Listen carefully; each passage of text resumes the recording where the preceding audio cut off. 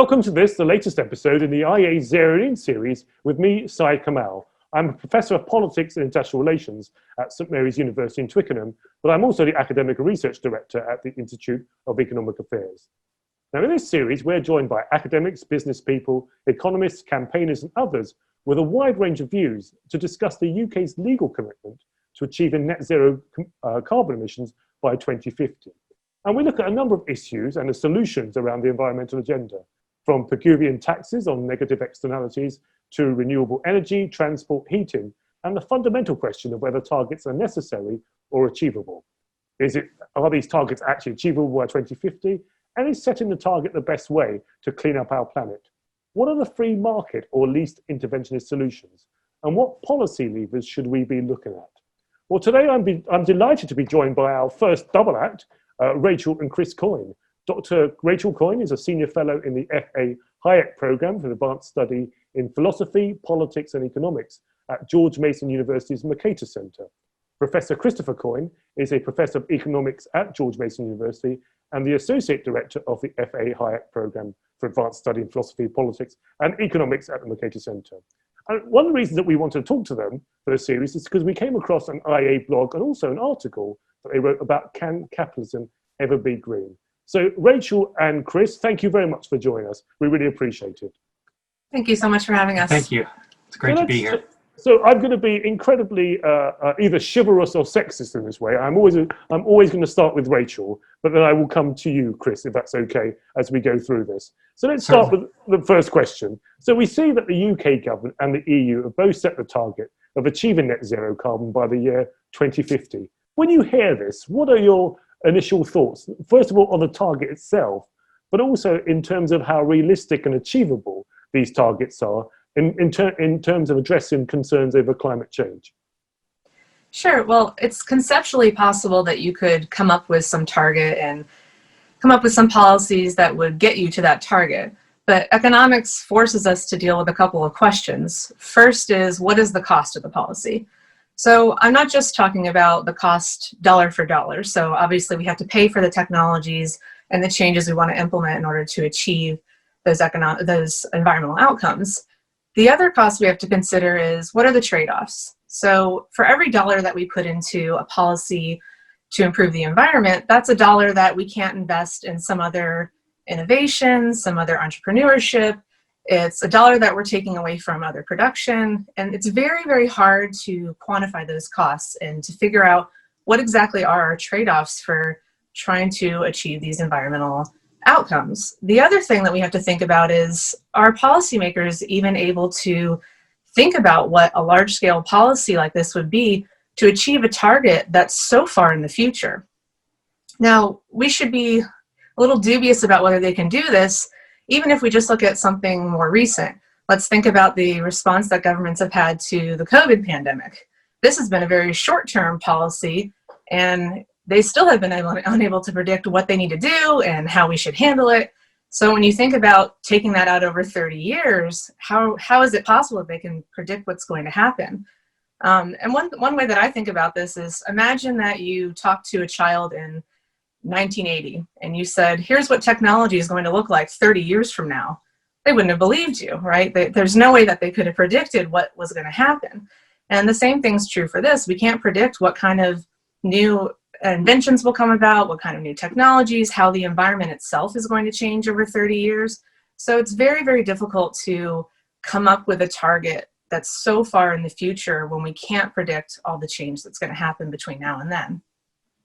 And Chris, anything that you want to add to that? The only thing I'll add is that I think one of the key takeaways here is how these issues are framed.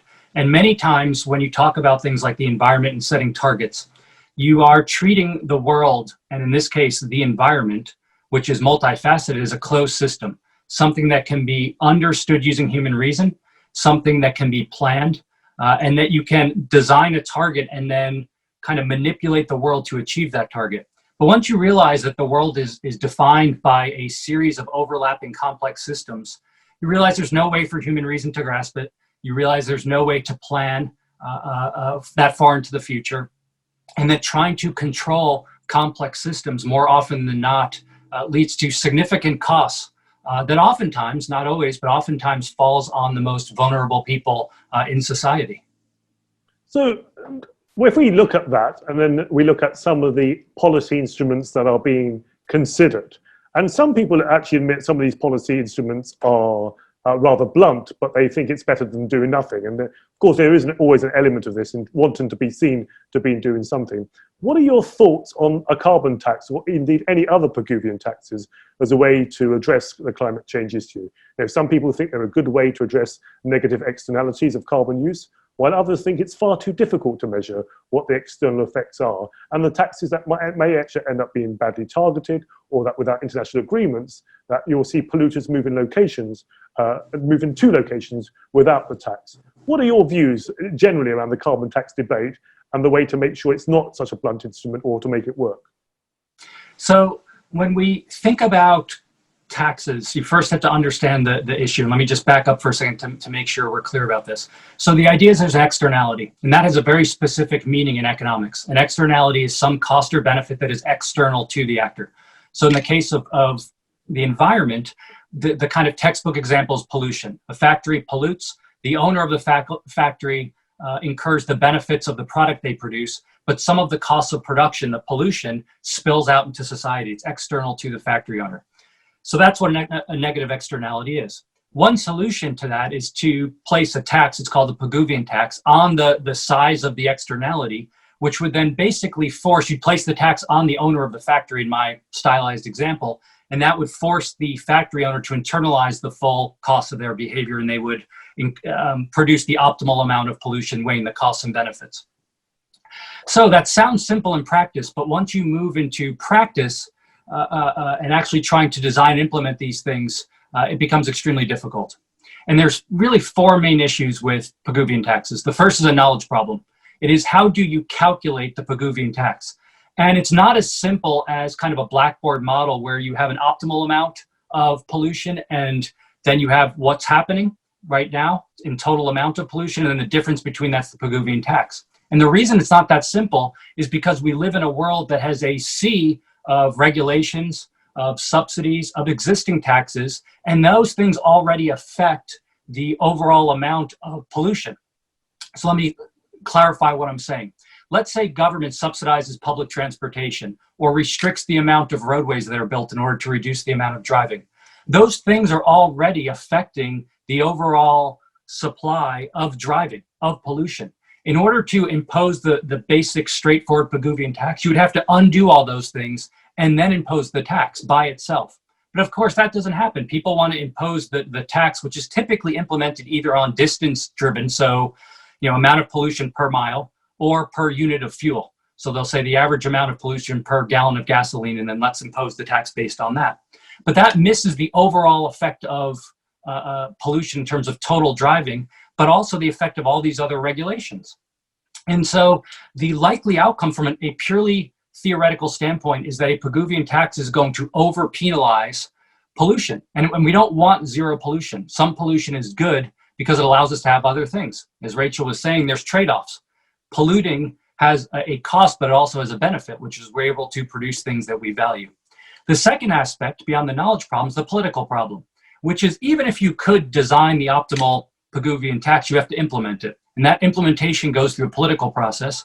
And when you take into account the logic of politics, the logic of bureaucracy, the logic of special interests, and if you just think about any other policy, it doesn't have to be the environment, you can see the dynamics at work. You can see how interest groups, for instance, come out of the woodwork and seek to influence politics to secure benefits for their members and disperse costs on others. And it's the same logic with environmental policy. And so for many of these policies around the world, for instance, you'll see certain groups of people who lobby quite hard to get exemptions for the members of their group. You'll see people that attempt to influence the design of policy to restrict competition, and so on. So when you combine the knowledge and the political problems, that by itself calls into account the justification or the kind of clean treatment of Pigouvian taxes. It's just something that can be designed and implemented at will. Two other very brief issues, but important issues. One is that Pigouvian taxes tend to be highly regressive. So they raise the cost of production. and that means it raises the cost of goods and services. And for people that are relatively poor, that is going to be a bigger portion of their budget as compared to people that are wealthier. And so typically people that are poorer incur the cost of these taxes in terms of their well-being right now. And the final point is one that you raised in your question about international producers. And so there's always the risk that if one country, for instance, imposes a Pigouvian tax on production, people will simply shift production abroad, whether it's the production of an entire good or service or part of it, and then they'll import the good or produce it abroad and then import it. And then when you realize the complexity of supply chains, that in many cases production takes place in many countries, you would need to do one of two things. You'd either have to have near global agreement on a Pigouvian tax so that everyone was subject to it, or you'd have to design such a complex web of trade policies, so various tariffs, various subsidies to domestic producers, that it would just be too complicated to even fathom. And then, of course, the political process would be involved in that, and it would be a nightmare. And there's no reason to believe that these taxes, even though, again, they're very straightforward in theory, are going to actually achieve the desired end. That brings up a number of issues that you raise about the politics of it, but also if you look at purely partisanable politics, if you like, environmentalists often argue that climate change is in fact a crisis of capitalism. That's the politics of it. But to me and others, there appears to be no logical connection between these causes. The carbon footprint of a company or industry doesn't depend on whether it's privately or state-owned. And in fact, I think when we've seen direct comparisons between capitalist economies and socialist economies, it seems to be that capitalist economies are doing far better in terms of their environmental record. Why do you think there is this affinity between the environmental movement and socialism? Shouldn't environmentalists at least be neutral with regard to the economic system? Yeah, well, I think the standard view is to view capitalism and the environment as necessarily at odds. So the only way for people to earn a profit, the logic goes anyway, is to exploit the environment, and you're going to do irreparable harm that we can't undo in future generations. But there's an alternative view, and the alternative view is that capitalism and the environment can actually be positive sum. So private ownership and mutually beneficial exchange can really generate significant environmental benefits. One example of this that you can see is if we think about protecting endangered species. So there are private reserves that actually do a terrific job, and often better than public reserves, of protecting endangered species. Why is that the case? Well, it's the case because they have an incentive to protect those species. Often they're used as sort of these luxury resorts for people to go and be one with nature. And the nice thing is they have an incentive to actually repopulate animals that were on the brink of extinction. So there are some great examples of different fish species and bison and many other examples as well of species that would have potentially gone extinct, but they've been repopulated by these preserves because they have an incentive to protect them and to keep them there for visitors to see. And capitalism is often given a bad name because you think individualism, greed, exploitation, dog eat dog, and with that comes this idea that you're going to destroy the environment in the process because you care only about yourself. On the other side, people often view socialism as being a system that thinks about the public good and that thinks about all society. So it's natural, of course, that you would think that that would mean protecting the environment. But I would argue that capitalism and environmentalism don't have to be at odds. And we see examples every day in the real world. I mean, Amazon just announced that they're planning to be carbon neutral by 2040, a full 10 years before the goal that we're talking about with the UK. And why would they do that? I mean, they would do that because their customers care about the environment. They realize this and they want to do something to address it. It's good for companies to do things that their customers value, and they're often willing to pay a premium to companies that are environmentally responsible. So it pays off for them. Another great example is the online retailer Etsy. They're already 100% carbon neutral. They offset all the emissions from every delivery. How do they do that? They invest in environmental programs like protecting forests, solar and wind power, and they're already doing this without anyone forcing them to do it. They're doing it because customers care, and they realize that if customers see that when they go to shop there, that they might bring in more customers than they otherwise would have had. So I think these are all things that companies continually do on their own to try to address environmental problems.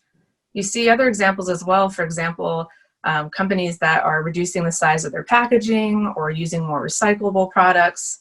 And sometimes it's cheaper for them, but it also, again, is something they're doing to try to meet the desires of their customers in the market. So, Chris, Rachel there touched upon the issue of property rights. And in an article for EA Magazine that you co-authored, you wrote that the best environmental outcomes can only be secured through well-defined and well-enforced property rights. Just as individuals have much to gain from capitalism, so does the environment. Now, Rachel started along this route. Could you develop this thesis for us? Certainly. And so property rights are crucial when we think about issues of the environment, environmental improvements. And let me unpack that a little bit. First of all, let me talk about what property rights are. So property rights refer to the delineation of ownership or control. So it delineates who, either an individual or group of individuals that have use rights. They can use something, which means they can exclude others. They can also transfer that property to other people. And they have cash flow rights. So when they sell their property, they get to keep any profits that generates, or they suffer from any losses that are associated from transferring that property. And so that's what property is in the broadest sense. So why does this matter for the environment? Well, well-defined property rights have a few features or consequences which are desirable for those of us that care about the environment. Number one, property rights incentivize the owner of property to use their resources to satisfy the wants of other people. As Rachel was saying, if customers value the environment and that is something that they are willing to pay for, then property owners will tend to respond to that, because that is the way that property owners can benefit by using their resources to satisfy their fellow human beings. The other aspect of property rights is that it forces owners to take into account both the costs of their behavior as well as the benefits, because they internalize not just the benefit side, any profits they generate, but any costs that they produce as well, any harms that they produce because they own the property. If they own a forest, for instance, and they destroy the forest in a week, they might get benefit from doing that. They get the wood that they cut down. But they also incur any losses that they could have, or they lose any benefits that they could have had in the future from doing that. And so in doing that, property rights force owners to take into account the long-term consequences of their choices. So why does this matter? Well, in practical terms, this matters because property rights incentivize not just good stewardship over resources, but also incentivizes entrepreneurship, incentivizes adaptability. As Rachel mentioned, one way a business can make more money is to sell more of their product, but also to reduce their costs. One way of reducing their costs is to use fewer materials. And so if you take something that's very mundane, take a soda can, an aluminum can.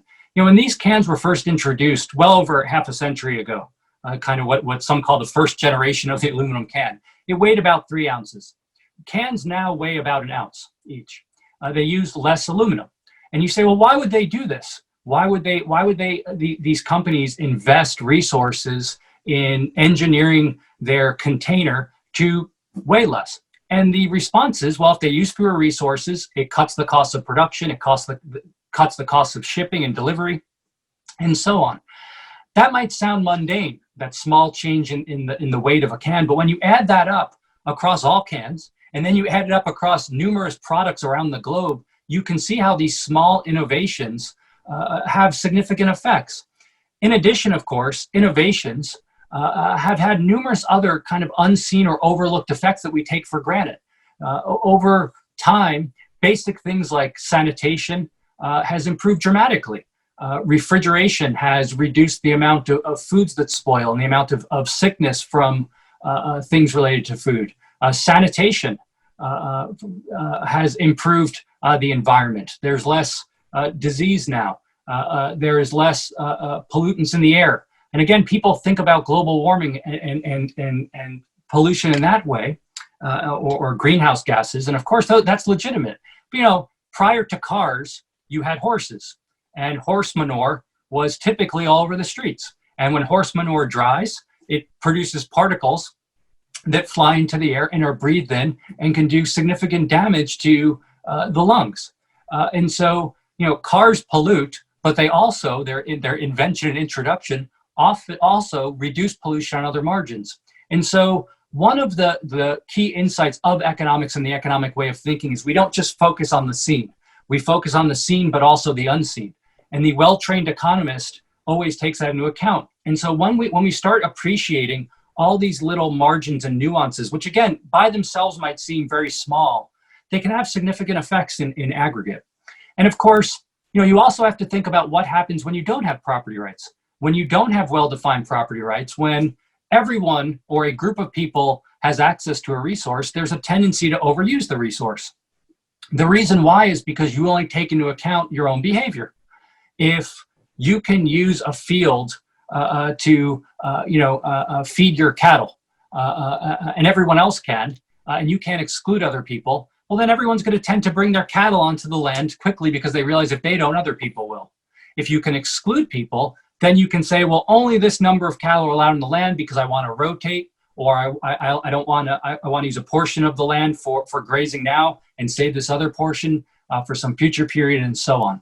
And so property rights are crucial to the process of not just taking care of resources as we observe them now, but also for innovation, adaptation, change, and improvements in our overall well-being that both affect our personal well-being, but also the environment more broadly. It's interesting that you talk about some of the challenges of common resources, and we know that Ostrom spoke a lot about the challenge of the commons, and I know policymakers are now looking to Ostrom from across the political spectrum, are looking at Ostrom for some of the policy solutions. Now, I used to be a politician, and one of the frustrations of being a classical liberal and a politician is you just can't say to people, leave it to the market, or I don't have an answer to that, let's just see how it goes. And so I suppose what I'm saying here is that, we've spoken during this discussion about, first of all, some of our concerns about carbon taxes and Pigouvian taxes, but then we've spoken about the positives of property rights. But if a policymaker came to you both and said, that's all very interesting, but what can I propose as a policy to tackle some of the environmental problems we see, putting those two thoughts together, what would you suggest? Well, this is a difficult question because, as you say, the political incentives don't always align with the, goals that we're trying to reach. We know that the political incentive is to get reelected. So your goal is to do something, as you mentioned, that is very visible and that often has short-term things that you can see happening because they have to happen before the next election cycle, right? You have to have something that you can show to your voters that I did this during my term. So usually what ends up happening is you end up focusing on these short-term policies that have big, viewable impact, but we often ignore what happens in the long term because of those policies. And a lot of the policies as well tend to be pretty stagnant over time. So once you enact one, it tends to be sticky and it doesn't really change. And that's bad when we're talking about something like an environmental policy, because as things are continually changing, we want the policies to be able to adapt with those changes, but it's just not something that happens in reality. So it's difficult to give recommendations for a policy that we'd like to see, which would be something that would allow for freedom of ingenuity and for the ability of people to innovate, when that's really at conflict with what benefits a political actor in that sphere. Sorry. Yeah, I mean, as Rachel said, when you turn to politics, it's always going to be about observable outcomes, which is going to be about targets. And so the question is, if someone forced me to answer this question and said, well, what give me something concrete, we're going to have policy. Well, first of all, I would look for, what I would call unblocking reforms. And so one view of the world is we need to view the world, find problems, then fix it. Another is to look for changes we can make that unleash the power of human ingenuity, or what the economist Julian Simon called the ultimate resource, which is the human mind. And so what type of ways right now are we blocking entrepreneurship?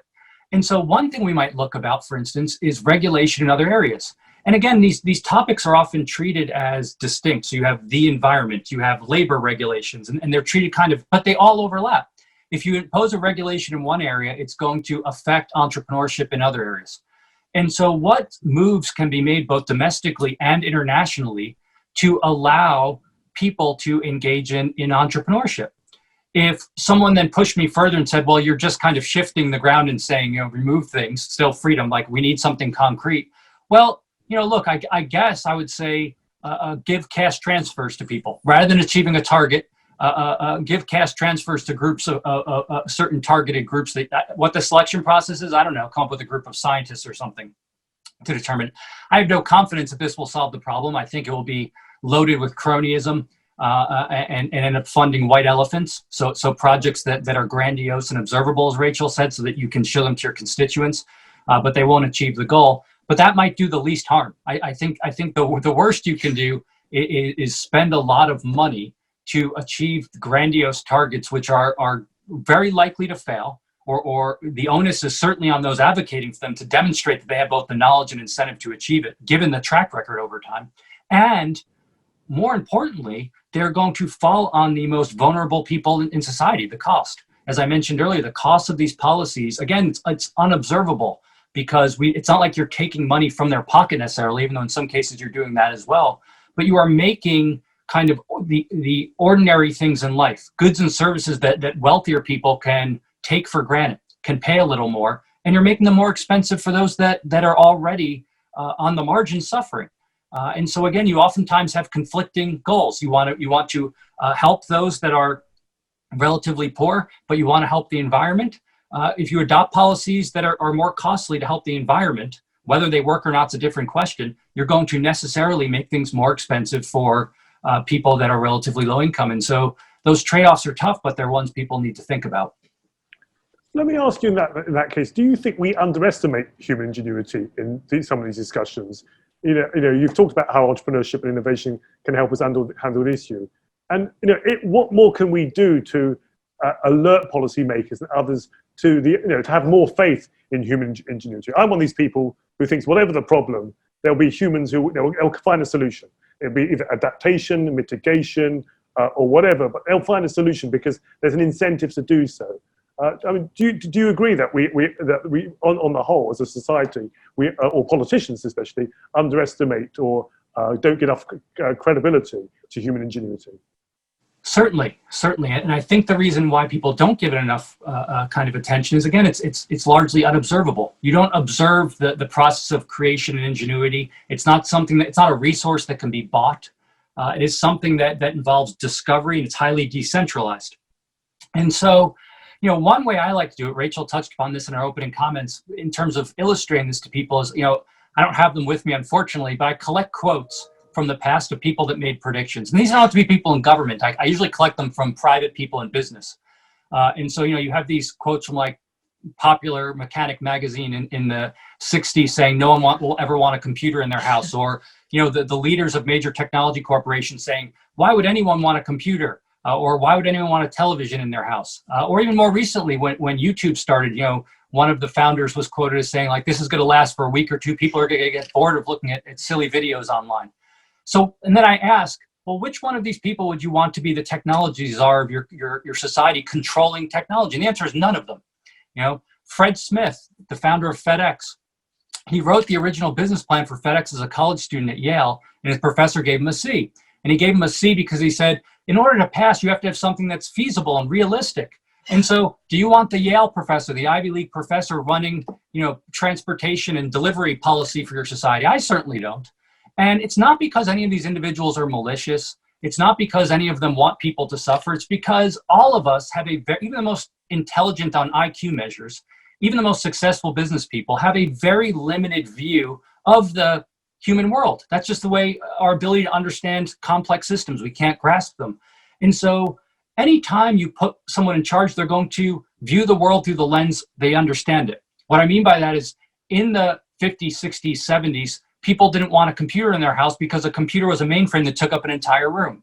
So of course you weren't going to have the computer. No one could envision us having multiple computers sitting in front of us right now that go from the size of minuscule to, a big computer now is what, like about a foot or two long, perhaps the monitor is.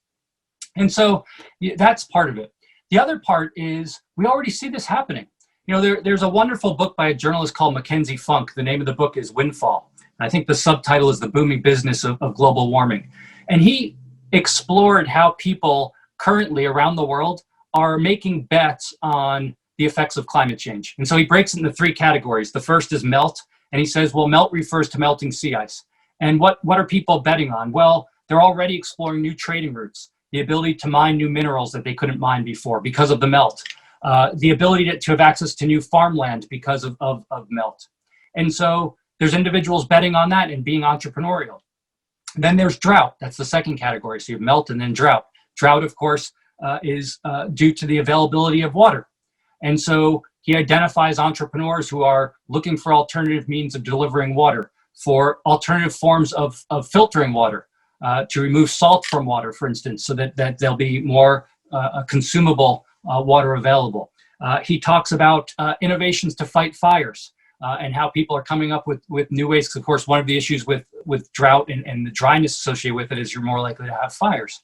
Then the last one is deluge. Deluge refers to rising sea levels, large-scale storms, and so on. And he talks about how entrepreneurs are designing cities that can float, how they're designing various technologies to limit the effects of storms. So seawalls that you would put up on the shore to block the effect of storms. And there's many others. Are all these things going to be successful? Of course not. Are all these things going to be necessary in the future? Of course not. But what that volume, that book shows, I think, is that there are all these different margins of adaptability and betting going on. And people are perceiving the world in different ways, and they're thinking about it in different ways. And that's really what we want. We want the contestability of ideas. Now, some people read this book, and they'll think to themselves, well, this is horrible. People are profiting off or making bets that they think they'll profit in the future off climate change. And I think that misses the point. It misses the point because it assumes that somehow is a bad thing. And throughout human history, and in the foreseeable future, we will deal with something called scarcity, which is that we can't have everything that we want given limited resources. The earth, the environment, is a limited resource, which means it is subject to scarcity constraints, which means we may need to make hard decisions about how to allocate those scarce resources. One way to do that is to change the scarcity conditions, to make things more plentiful that previously were not plentiful. Entrepreneurship is what does that.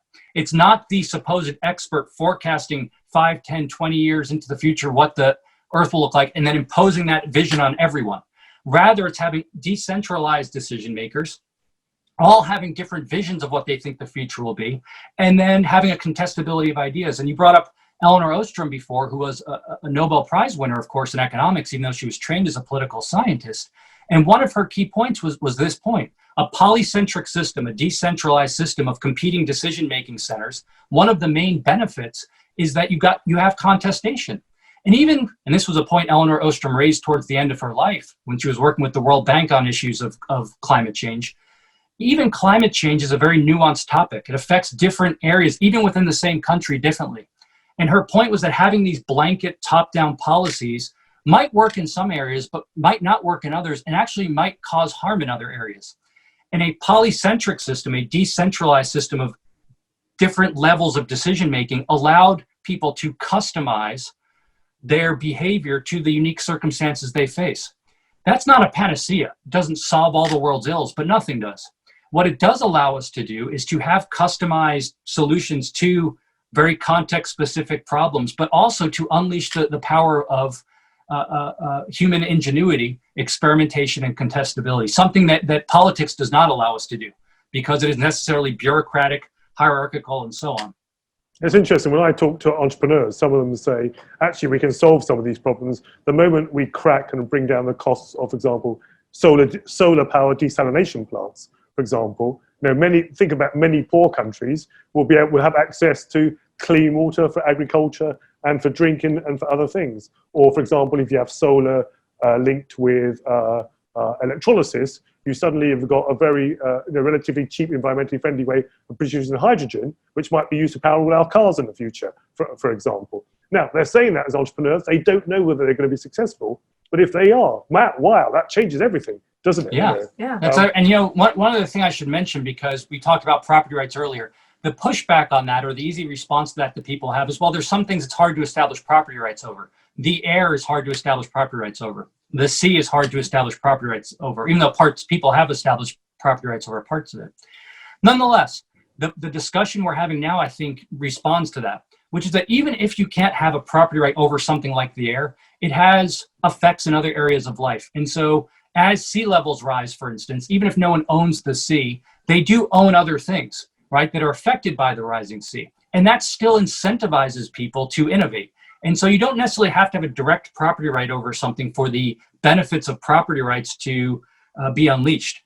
All you need to do is have property rights over something that is affected by that variable, whatever it is, whether it's water, air, or what have you, and people will adapt accordingly. And so I think that's the interesting angle of that I wanted to make sure we mention, because again, the lack of property rights over things, usually the hard case, it's usually the hard part of the kind of argument to make about the benefits of innovation and markets.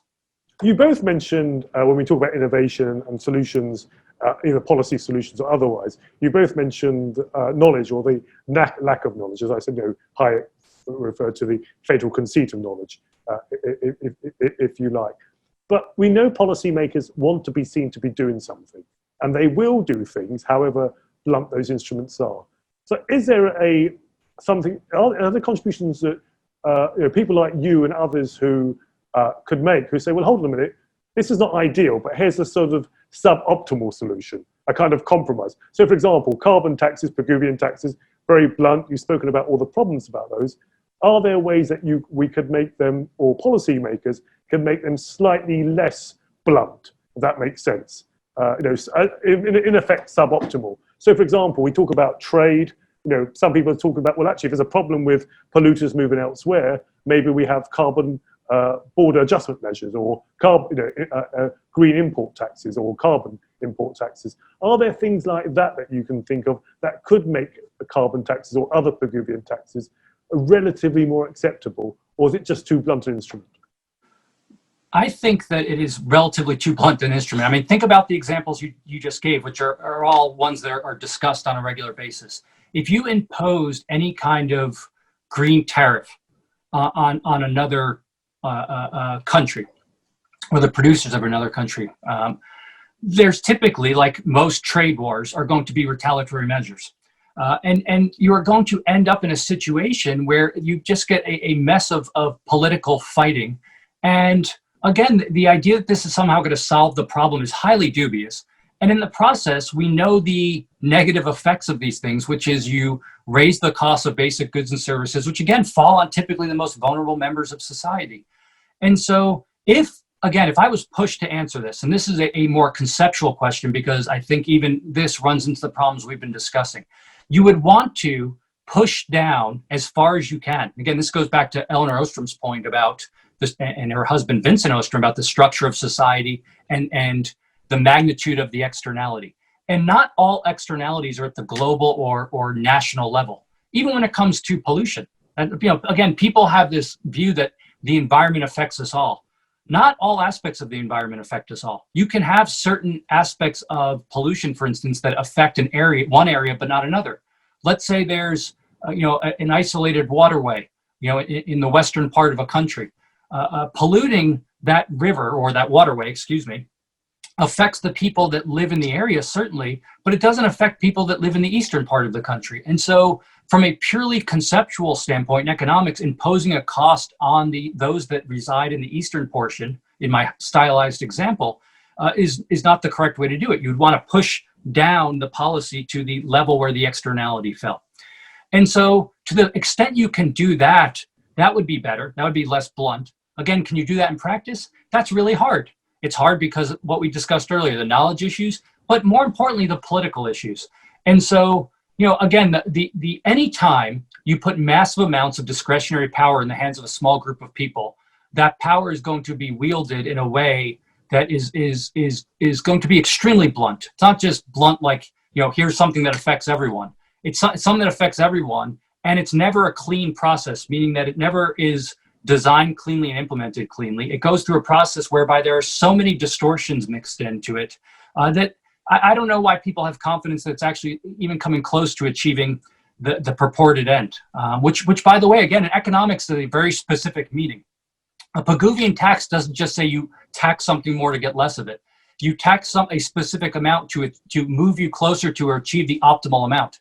If you overshoot and push past the optimal amount, that's also inefficient. And so a government in principle can produce greater inefficiencies than it resolves if it implements the incorrect tax or the incorrect regulation. And so that's something that's often overlooked because people think, okay, externality, you just tax it, you get less of it. But there's specific kind of technical nuances to this in economics that people have to be aware of because, again, it has real effects on human well-being, both now and in the future.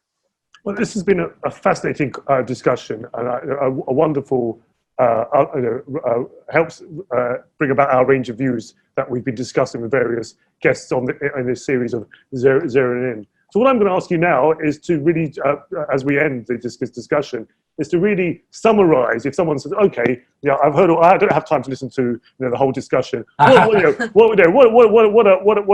are Rachel and Chris's main points, or what's your elevator pitch, for example? I know we don't write things for necessarily policymakers, but you get into a lift, and I don't know, both Biden and Trump are in that lift, and they both agree on one thing, that they want to improve the environment in the broadest possible context. And you're in that elevator up to the 108th floor, whatever. So I'm going to give you a bit of time. What is your elevator pitch? Rachel, you first. Well, my elevator pitch would be, first, we really need to think about when we're implementing these policies, what is the political reality? What are the incentives of the politicians? How does that impact both the goals that they set and the way they attempt to achieve those goals? How are special interests involved in those policies? Are they going to try to get special, exceptions for them? Are they going to be advocating for environmental policy, not because they care about the environmental policy, but because they're trying to crowd out competition? We need to think about that. We also need to think about how our policy is going to be designed so that they can adapt with changing environmental conditions and also allowing for innovation. I would also say that instead of planning specific outcomes, instead, let's just focus on creating the kind of environment such that ingenuity has, the freedom to create these things to deal with problems as they arise. So when we see new environmental disasters, when we see things changing in the environment, do entrepreneurs have the ability to adapt to that? Or are they stifled because we've set such extreme regulations on them and we set, a one-way fits all policy that we've decided this is how we're going to get to that goal and that's the only way. And we crowd out some of these other great innovations that we can't predict. I mean, a great example I just saw the other day was this super enzyme they've just developed that can eat plastic bottles 6 times faster than current recycling. I mean, 5 years ago, they didn't even know that existed and that it could exist. And you think about 30 years out, what kind of new things can we not even comprehend and we can't even predict they're going to be there, that we might crowd out if we have, policies that are so blunt that they don't allow for the kind of adaptation that could bring about even better changes than what we could design, things that we can't comprehend. Chris, we've reached the 108th floor. They've had their presidential debate. They actually disagreed on everything except for the fact that they wanted to agree on something around the environment. And you get in the elevator on the way down. Do you contradict Rachel or do you add to her? I say, listen to my wife. I have found that this works extremely well. So here would be my elevator pitch. I would say, look, the environment is a very important element of our life. It affects both us, our kids, our grandkids, and future generations. So we should care about it. It's a scarce resource and we have to deal with that. How are we going to deal with it? What I would say to a politician is, we're all in this together. It is truly because of externality effects, we're all in this. So how are we going to deal with it? Precisely because we are all involved in this. You cannot rely on one person or a small group of people to solve the problem. You need everyone's contributions. So how are you to get that contribution? Well, one way to do it is to stick their hand in their pocket and take money out of it.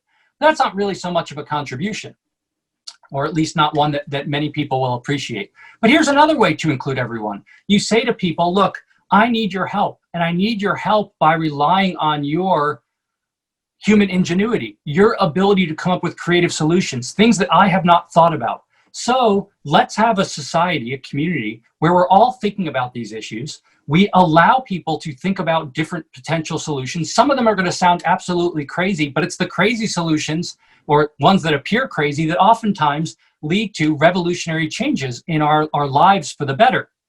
And so let us unleash the power of human ingenuity by letting different people try different things, having contestability of ideas, and allowing them to pursue those ends. That will allow them to engage in human flourishing, both now because they are allowed to leverage their uniqueness as a human mind, the leverage the uniqueness of their human mind, their ability to see the world differently than others, to truly become a individual that is contributing to society, and it will benefit society more broadly and the future. And if you are truly concerned about the environment and you believe it's a matter of society and community, then that seems to me to be the best course of action for achieving the desirable ends. Well, Rachel and Chris Coyne, thank you very much for joining us today for today's episode of Zeroing In.